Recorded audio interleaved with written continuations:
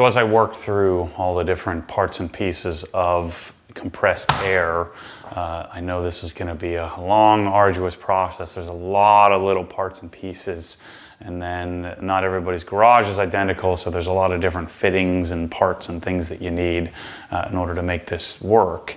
And I'm hoping that you bear with me here as I take you through, the different products, and I hope. I know there are lots of comments about people saying that, look, you're just selling stuff, and yes, that's true, but I think this needs to exist. So just please, if you're not interested in this, just don't watch it. Or watch me driving around in the car. I'll be doing plenty of that stuff too. So when we have our discussion about compressed air, one of the most important parts of it is the hose that you choose, the hose that you're using to get the air out of your hose reel or out of the wall manifold to the location, to the tool, or to the blowgun, or whatever you're gonna use. And I've narrowed it down to two. There are thousands of hoses, lots of different companies. There's Goodyear and Continental, and ones that I don't even know of. There's all different types of options, and these are the two that I've chosen. I haven't tested them all. I've tested maybe a dozen of them. When I say tested, I really mean I just bought it and hooked it up and decided if I liked it or not. And a lot of the decisions that I'm making are just what I experienced, right? That I like how it felt, that I like how pliable it was, that I like how it wound up on the hose reel, and then I'm just sharing that. And some people may want something similar, so that's the thesis here. So I've narrowed it down to two. We have red Airca, which is rubber. This is EPDM rubber. And then we have blue, what Prevost calls Stoflex, which is also rubber, but it's nitro rubber.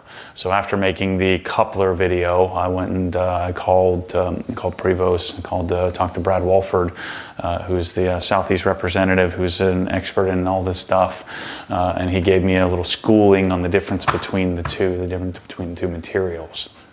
First thing, I don't believe the Airca, I don't believe the regular rubber is anti-static, where the nitro rubber is. I believe nitro rubber just is inherently anti-static, which I guess would matter in a situation where you're using maybe lacquer. I don't know, that's flammable when you're washing, painting cars. I'm not really sure. Again, not an expert in that.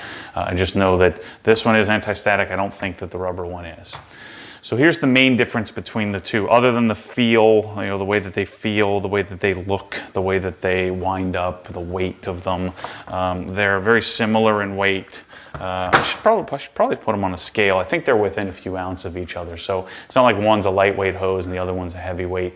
All the lightweight hoses I bought and tried, I just didn't like as much. They tend to be stretchy, just feels, I don't know, it just doesn't feel right to me. So I tend to prefer a standard weighted hose.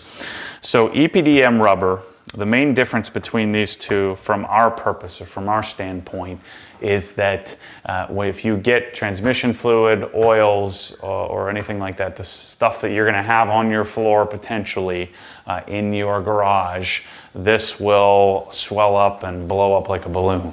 Right, so EPDM is not resistant to petroleum-based solvents or petroleums in general, whereas this green hose nitro rubber is. So this is a buy a hose, keep it for the rest of your life. This is a buy a hose and keep it for a while, as long as you keep it away from those things that can damage it. Right, so that is the main difference between the two, and why you would pay $65 more for the same application, the same basic product, the thing that gets air to your tools. And I think it looks cool because it's green, right? So I'd like it to be blue, but they don't make it in blue. So they do have another version called this Sureflex hose, which is I believe a polypropylene variant.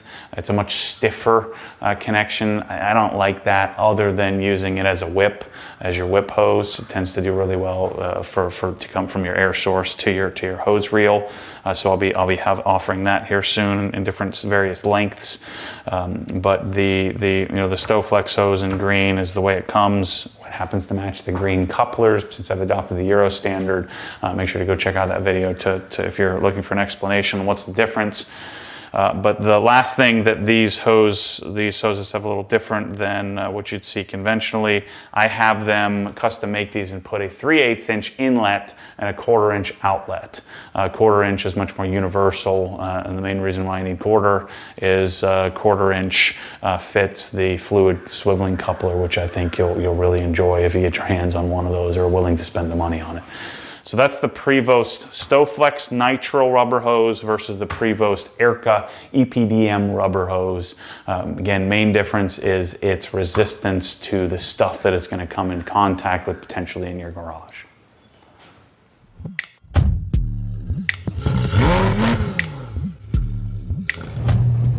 Because what happens when the force pulls you back, your foot naturally comes off the gas. You have to keep your foot to the floor, foot to the floor.